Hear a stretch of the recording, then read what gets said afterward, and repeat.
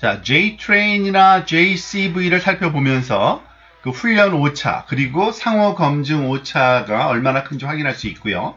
그리고 학습 곡선을 그려볼 수도 있겠죠. 그래서 이 학습 알고리즘이 그 하이 바이어스인지 또는 하이 베리언스 영향을 받고 있는지를 그 판단을 하는 게 중요합니다. 그렇게 되면은 학습 알고리즘의 성능을 향상시키기 위해서 다음에는 무엇을 시도할지에 대해 더 나은 어떤 결정을 내리는데 도움이 될 수 있기 때문에 그렇습니다. 그 예를 한번 살펴보도록 하겠습니다. 자, 이 슬라이드에서 보여지는 예는 이전에 본 예죠. 주택가격, housing price를 우리가 예측할 때 그 regularized linear regression, 정규화된 선형 회귀를 우리가 구현한 예입니다. 그런데 이 prediction을 해봤더니 우리가 감당하기 어려운, 수용하기 어려운 정도의 큰 오차를 발생시켰을 경우에 그러면은 다음에 무엇을 시도할까요? 이전에 한번 본 적이 있는데 여기 보이는 6가지 아이디어가 있었죠. 즉, 더 많은 훈련 예제를 얻든지 아니면은 훈련 세트를 좀 줄이든지 특징 세트를 좀 작게 하든지 뭐 추가 특징을 구하든 등등등입니다. 이 6가지 중에서 각각 높은 바이어스 그리고 높은 베리언스 문제를 해결하는데 도움이 되는 것들입니다. 특히 이 중에서는 하이 바이어스 문제를 푸는데 유용한 3가지가 여기에 있고요. 그리고 하이 베리언스 문제를 해결하는데 여기 3가지 기술이 유용하다고 알려져 있습니다. 그러니까 어느 건지를 차근차근 한번 살펴보도록 합시다.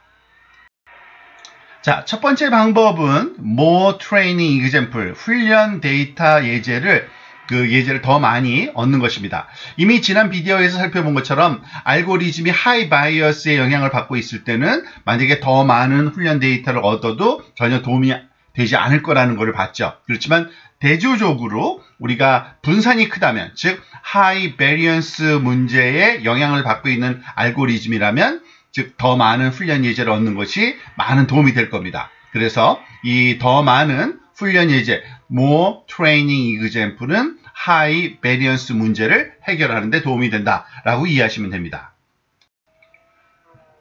자, 그 다음은 smaller set of feature, 더 적은 개수의 특징을 사용하는 것을 제안하는 건데요.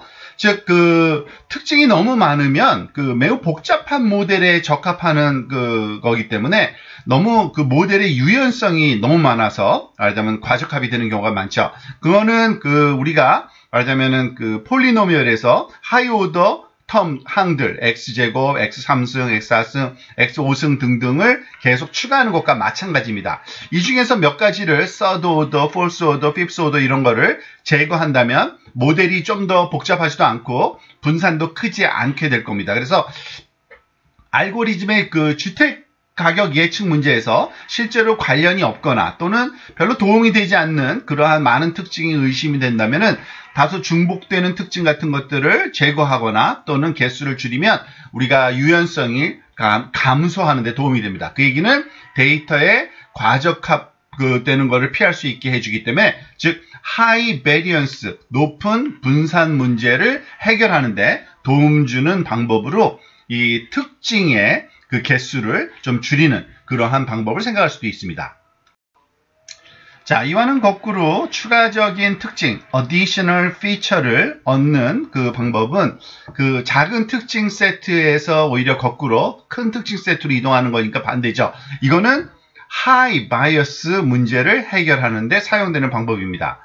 뭐 구체적인 예가 집의 가격만으로 집의 가격을 집의 크기만으로 예측하려는 데는 한계가 있고 실제로 침실수, 층수 또는 연령에 따라서 집 가격이 달라지는 것을 우리가 알고 있고 이것을 포함시켜서 훈련시켜야지만 좀 더 정확하게 우리가 예측을 할 수 있기 때문에 이런 문제들은 높은 편향 문제를 갖고 있는 거죠. 하나만 사이즈만 갖고 예측할 때는. 그래서 이와 같이 additional feature를 추가하는 그러한 것은 high bias 문제를 해결하는 방법으로 사용될 수가 있겠습니다. 다음으로 polynomial feature를 추가하는, 즉 다항식의 항 또는 특징을 추가하는 것은 바로 이전에 그 특징을 추가하는 것과 비슷한 효과가 있겠죠. 즉 선형함수 같은 경우는 직선이니까 훈련 세트에 잘 맞을 수 없었는데 만약에 추가 다항식 제곱항 x1제곱, x2제곱 또는 x1과 x2 이런 추가 다항식을 추가함으로써 훈련 세트에 더 잘 피팅돼서 더 나은 결과를 얻는 데 도움이 될 수가 있습니다. 그래서 이런 추가 피처를 또는 그 폴리노미얼 피처 추가 다항식 항을 넣는 것은 하이 바이어스 문제를 해결하는데 도움을 주는 방법이라고 또 이해가 되겠습니다. 자, 다음으로 우리가 생각할 수 있는 것은 람다를 고려하는 겁니다. 만약에 람다를 줄이는 decreasing 람다는 이 정규화 매개 변수 람다, 우리의 비용 함수에서 두 번째 항인 정규화 항에 곱해지는 람다를 더 작은 값을 사용하는 것을 의미합니다. 이렇게 되면은 그 훈련 세트에 말하자면 피팅을 할 때 요쪽 항, 즉 정규화 항의 주의를 덜 기울이고 오히려 요쪽 앞쪽에 있는 데이터에 피팅하는 요 항을 좀 더 주의를 기울여서 하는 거죠. 그렇게 되면은 좀 더 그 바이어스 문제가 해결되죠. 그래서 fix high bias 문제로 요 방법을 사용할 수가 있고요.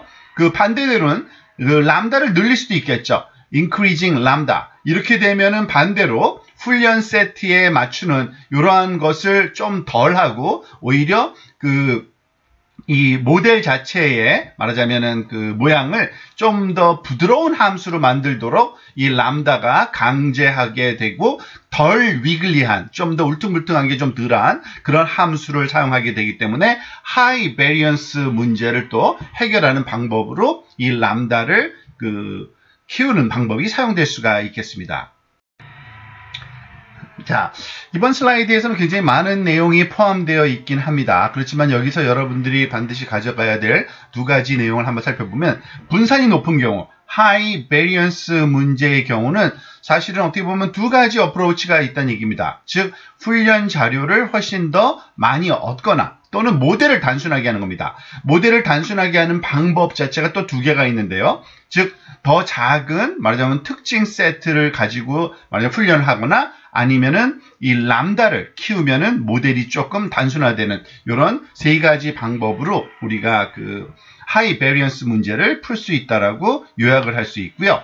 만약에 그 반대로 우리의 모델이 알고리즘이 바이어스 문제, 편향, 분산이 아니라 아까 조금 말을 잘못했네요. 분산이죠. 바이어스의 영향을 받고 있다고 하면은 사실은 훈련 세트에도 잘 동작하지 않는다는 것을 의미하는 거기 때문에 사실은 모델을 좀 더 강력하게 만드는 방법을 써야 되는 겁니다. 즉, 피처를 좀 더 늘리거나 그리고 폴리노미얼 항을 늘리거나 아니면은 람다를 줄여서 즉 이 세 가지 방법을 써서 모델이 좀 더 유연하게 다양한 그러한 훈련 자료에 맞추도록 이렇게 유도하는 것이 중요한 거죠. 그래서 이러한 세 가지 방법을 써서 우리가 바이어스 문제를 해결할 수 있겠습니다. 때때로 훈련 세트 크기를 줄이는 건 어떨까라는 생각을 할 수도 있어요. 그러니까 편향이 높을 때. 그런데 그럴 때는 그건 좋은 방법이 아닙니다. 왜냐하면 훈련 세트에서의 에러는 조금 줄어드는 것처럼 보일 수는 있는데 교차 검증, 상호 검증 에러, 그러니까 JCV는 훨씬 더 커지겠죠. 그래서 학습 알고리즘 JTrain과 오차 그리고 JCV의 사이가 엄청나게 벌어지는 성능이 더 악화되는 그러한 경향을 보일 겁니다. 자, 지금까지는 편향과 또는 분산의 문제를 우리가 해결하는 방법으로 말하자면 주로 얘를 선형회귀 문제를 가지고서 얘기를 했는데요. 사실 신경망을 훈련하는 방법을 생각할 때도 유용한 개념입니다. 그래서 신경망 훈련에 어떻게 이러한 편향과 그리고 분산의 개념이 적용되는지를 한번 살펴보도록 하겠습니다.